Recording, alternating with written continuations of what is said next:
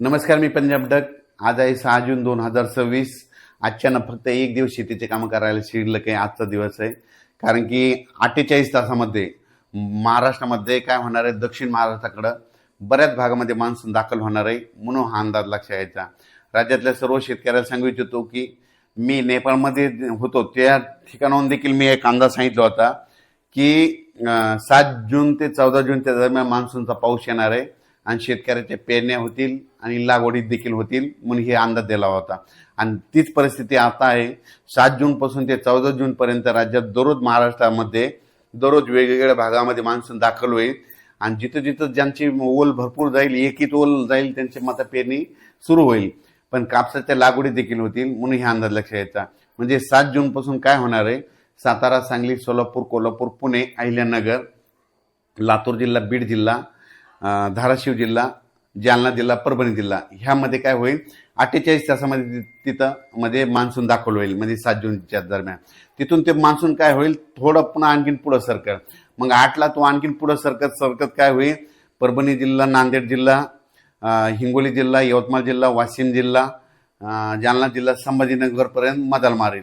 मग तिथून काय होईल, परत ते पुढं काय होईल, वर्धा, नागपूर, भंडारा, गोंदिया, चंद्रपूर, यवतमाळ, अमरावती, वाशिम, हिंगोली, अकोला, बुलढाणा तिथपर्यंत जाईल. म्हणजे ह्या पट्टा काय होईल, ह्या संपूर्ण असा म्हणजे काय होईल, दररोज पुढं सरकत ते मान्सून कव्हर होईल. मग असं करत करत काय होईल, 14 तारखेपर्यंत मात्र संपूर्ण महाराष्ट्र व्यापून टाकेल. आणि त्याच्यानंतर उत्तर महाराष्ट्राकडे काय होईल, 13 तारखेच्या नंतर मग उत्तर महाराष्ट्राकडे मग ते असा पाऊस तिकडे उत्तर महाराष्ट्राकडे जाईल. आणि तिकडे देखील पाऊस पडल्याच्या नंतर जमिनीमध्ये ईदभर ओल गेले तर त्यांच्या देखील पेरण्या तिकडं सुरू होतील. आणि त्याच्यानंतर शेतकऱ्याला सांगू इच्छितो की 16च्या नंतर 15 जूनच्या नंतर काय होणार आहे की पुन्हा नंतर सरी चालू राहतील. मोठा खूप पाऊस पडणार नाही, सरी येत राहतील. म्हणजे अशा पाऊस जसं मान्सून आल्याच्यानंतर जशा सरी येतात 10 मिनिटाच्या, 20 मिनिटाच्या, 22 मिनिटाच्या अशा सरी येत राहतील. आणि ते देखील 15 ते 20च्या दरम्यान ते पाऊस येईल. पण 20 जून ते 30 जूनच्या दरम्यान परत राज्यामध्ये ज्यांची पेरणी शिल्लक राहिली, कोणी त्या पेरणीमधून वंचित राहिली, मग 20 जून ते 30 जून मध्ये एक पाऊस येईल. म्हणजे ते काय होईल, 20, 21, 22 जूनच्या दरम्यान ते पाऊस येईल. त्याच्यामध्ये काही जणांच्या शेतकऱ्याच्या पेरण्या होतील, लागवडी होतील.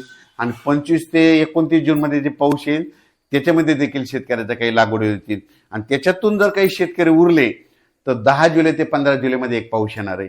10 जुलै ते 15 जुलैमध्ये दरवर्षी महाराष्ट्रात पाऊस पडतो आणि त्याच्यामध्ये राहिलेल्या ज्यांच्याकडे वापसा नसली त्यांच्या पेरण्या होतील म्हणून हे अंदाज लक्षात यायचा. शेतकऱ्याला सांगू इच्छितो, तुम्ही काय करा, काल देखील आमच्या गावाला खूप पाऊस पडला, आमच्या परभणी जिल्ह्यात झाला, बीड जिल्ह्यात सगळीकडे जवळपास अहिल्यानगर बऱ्याच भागामध्ये पाऊस पडला. आम्हाला आतापर्यंत 2 पाऊस झाले, पण आमच्या गावची ओल आतापर्यंत फक्त 6 बोट गेली. पण आम्ही आता पेरणी आता सध्या करणार नाही. ज्या दिवशी आम्ही समजा ईदभर ओल जाईल त्यादिवशी मी देखील स्वतः निर्णय घेतो आणि मी देखील पोरतो आणि मी तुम्हाला त्याच्या व्हिडिओमध्ये दाखवणारच आहे. पण महाराष्ट्रातल्या शेतकऱ्याला सांगू इच्छितो, पेरणी करताना निर्णय स्वतः घ्यायचा, जमिनीची ओल तपासायची. जर ओल भरपूर गेली तर पेरणीचा निर्णय स्वतः घ्यायचा. धन्यवाद. आज देखील आमच्या गावामध्ये जवळपास आमचं गुगळी धामण गाव आहे, जवळपास 5,500 हेक्टर जमीन आहे. तर जवळपास अर्ध्या गावाच्या लोकांनी जवळपास धूळ पेरणी केलेली आणि मी देखील आज करणार आहे. त्याचा व्हिडिओ तुम्हाला दाखवणार आहे. मी कापसाची धूळ पेरणी करणार आहे कारण की मला माहिती आहे आमच्या गावाला पाऊस येणार आहे म्हणून मी स्वतः डेअरिंग करणार आहे. तसंच आमच्या गावानं लावले, आमच्या बाजूच्या गावानं देखील धूळ पेरणी केलेल्या आहेत. दरवर्षी आम्ही करतो, आमच्या सक्सेस होतात म्हणून. पण राज्यामध्ये काय झालं की बऱ्याच प्रसारमाध्यमातून म्हणले की यावर्षी दुष्काळ पडणार आहे आणि पाऊस पडणार नाही असं म्हणतात. शेतकऱ्याला सांगू इच्छितो, घाबरू नका. यावर्षी शेतकरी हिताचा पाऊस पडणार आहे. पेरण्या जूनमध्ये होणार आहेत. जूनच्या म्हणजे या जून महिन्यात काही होणार आहेत आणि 15 जुलैच्या आत काही जणांच्या होणार आहेत. म्हणून यावर्षी पेरणीसाठी पाऊस चांगला आहे आणि यावर्षी पिकाला लागल तसा पाऊस पडणार आहे. जूनमध्ये पेरणीचा पाऊस होईल, जुलैमध्ये थोडा जास्त पाऊस पडेल, ऑगस्टला थोडा कमी राहील. पण सप्टेंबर ऑक्टोबरमध्ये असा पाऊस पडेल धुमाकूळ घाले. काही जे मोठे मोठे धरण तळे ते 2-2, 3-3 दिवसामध्ये पाऊस पडल्याच्या नंतर त्याची ती रिकव्हरी होऊन जाईल आणि त्या तळ्यात देखील पाणी येईल म्हणून हे देखील सांगू इच्छितो. मान्सूनचा पाऊस कसा असतो तुम्हाला सांगतो. मान्सून आता आपल्या इथं तळ कोकणात आज दाखल होईल जवळपास. तिथून आल्याच्या नंतर ते डायरेक्ट काय होतं, मुंबईकडे जातं, मुंबईहून असं महाराष्ट्रात येतो. पण यावेळेस तसं व्हायला नाही. तर यावेळेस काय व्हायला माहिती आहे का, कर्नाटकमधून शॉर्टकट मार्गानेच काय होणार, इथं गरमी असल्यामुळं इकडे ते बाष्प खेचले जाणार आहे, आपल्याकडे गरमी असल्यामुळे ते बाष्प जास्त खेचणार आहे, विदर्भाकडे गरमी जास्त असल्यामुळे ते पाऊस असा तिरकस येणार आहे. मग त्याच्यामध्ये कर्नाटकला मात्र खूप मुसळधार पाऊस होईल, तिकडे अतिवृष्टी होईल. तेलंगणात देखील तशीच परिस्थिती राहतील, त्यांनी देखील अंदाज लक्षात घ्यायचा. पण कर्नाटक आणि तेलंगणाच्या बाजूला जे महाराष्ट्रातले जिल्हे आहेत, मग त्याच्यामध्ये सांगली जिल्हा, कोल्हापूर जिल्हा, सातारा जिल्हा, धाराशिव जिल्हा, सोलापूर जिल्हा, बीड जिल्हा, लातूर जिल्हा, नांदेड जिल्हा, यवतमाळ जिल्हा, चंद्रपूर, वर्धा, नागपूर ह्या पट्ट्यामध्ये मात्र जास्त मान्सूनचा सुरुवातीला जास्त पाऊस पडणार आहे, म्हणून हे अंदाज लक्षात घ्यायचा. दरवर्षी बीड जिल्ह्याला कमी पाऊस पडतो, पण ह्या वर्षी मात्र बीड जिल्ह्याची पेरणी चांगली लवकर होणार आहे. बीडचे कडाष्टी जे भाग आहे, म्हणजे कडाष्टी दोन ते परिसर कर्जत ते असा पट्टा अहिल्यानगरकडे जाणारा, तिथं दरवर्षी दुष्काळ राहतो. पण यावर्षी काय होणार आहे, तिथं पाऊस म्हणजे शॉर्टकट मार्गाने पाऊस येत असल्यामुळे तिथं देखील त्यांना पाऊस पडणार आहे. अहिल्यानगरला दरवर्षी पाऊस कमी पडतो, पण यावर्षी या 7 जून ते 14 मध्येच अहिल्यानगरचे चांगले ओढे नाले खळखळून वाहणार आहेत, म्हणून त्यांच्यासाठी आनंदाची बातमी.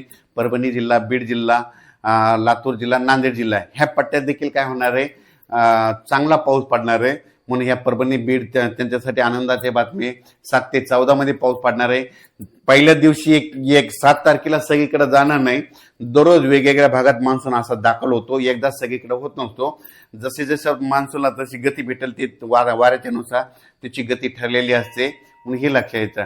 त्याच्यानंतर विदर्भामध्ये वर्धा जिल्हा झालं, भंडारा जिल्हा झालं, गोंदिया जिल्हा झालं, चंद्रपूर, यवतमाळ, वाशिम, हिंगोली, अकोला, अमरावती, बुलढाणा ह्या परिसरात देखील काय होणार आहे, चांगला 7 ते 14 मध्ये पाऊस पडणार आहे. 7 तारखेला काही भागात दाखल होईल, त्याच्यानंतर 8ला पुढे सरकन 9 असं 10, 11, 12, 13 करत सगळीकडे ते पुन्हा विदर्भातले 11 जिल्हे आपण टाकेल. आणि विदर्भामध्ये शेतकऱ्याची ईद बरोबर गेली तर त्यांची देखील पेरणी सुरू होईल, म्हणून हे देखील सांगू इच्छितो. त्याच्यानंतर जळगाव जिल्हा, धुळे जिल्हा तिकडे काय होईल, थोडा उशिरा पाऊस जाईल, पण जळगाव जिल्हा, धुळे जिल्ह्यामध्ये तिकडे देखील पाऊस पडणार आहे. तिकडे 10, 11च्या नंतर तिकडे देखील पाऊस पडणार आहे. आणि 13, 14च्या नंतर मात्र धुळे, नंदुरबारकडे जाणार, कारण की पाऊस काय होईल, हे मान्सून मुंबईकडे जाईल. मुंबईकडे गेल्याच्या नंतर तिकडं रिमझिम पाऊस पडेल, रिमझिम मध्ये त्यांची ईदभर ओल जाईल आणि त्यांच्या देखील पेरण्या लागते. पण राज्यातल्या सर्व शेतकऱ्याला सांगू इच्छितो, 7 जून ते 14 जूनच्या दरम्यान दररोज वेगवेगळ्या भागात मान्सून दाखल होईल आणि शेतकऱ्यासाठी आनंदाची बातमी. शेतकऱ्यांना घाबरून जाऊ नका, पाऊस येणार आहे, पेरण्या होणार आहे, काही चिंता नको. जूनमध्ये पाऊस पडणार आहे, जुलैला जास्त राहणार आहे, ऑगस्टला कमी राहील आणि सप्टेंबर, ऑक्टोबर परत पाऊस धुमाकूळ घालणार आहे. अचानक वातावरण बदल झाला तर परत एक मेसेज दिला जाईल. धन्यवाद.